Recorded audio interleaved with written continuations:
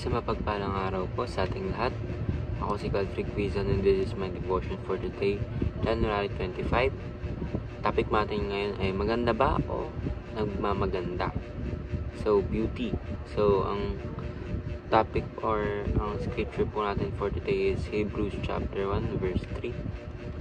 Ang concept daw po natin ngayon ay beauty, the attribute of God, whereby He is the sum of all desirable qualities. Or ang ibig sabihin po ay God is the ultimate. Si God po ang ating ultimate source ng kagandahan. And of course, because He is the sum of all desirable qualities, perfection in every way. So ibig sabihin, si God daw po yung kagandahan ng lahat. Ibig sabihin, siya po yung gumawa ng lahat. Siya yung dahilan kung bakit tayo nandito. So that is why God is the concept of beauty. So, the sun is the radiance of God's glory and the exact representation of His being.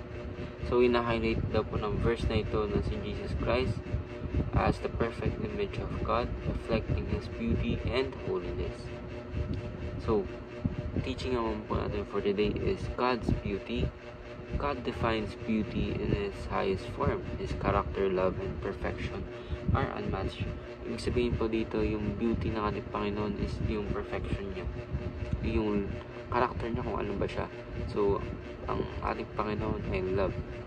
So, ibig sabihin, dito na how can we determine ba kung isang bagay ay maganda? So, sa pagmamahal na binibigay niya, and of course, God is the definition of love and God is love. So, second teaching po natin for today is Jesus as God's image. Jesus shows us God's beauty. By knowing Jesus, we see perfection and glory. So, last teaching po is Christ-like beauty. When Christians po like us strive to be like Christ, they reflect His beauty in their character and action. Kapag daw po tayo ay tumatanggap sa ating Panginoon, re-reflect rin po natin yung beauty or yung kagandahang loob ng ating Panginoon. Application is aim for perfection. Strive to live in a way that mirrors God's character, holy, loving, and just.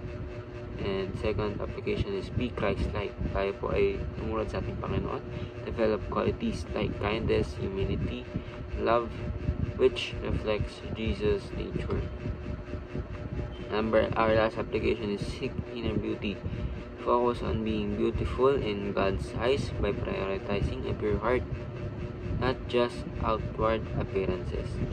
So this devotion will remind us to reflect on God's beauty by living a Christ-like life, to being kind, loving, and just, holy in our daily actions, or in our self.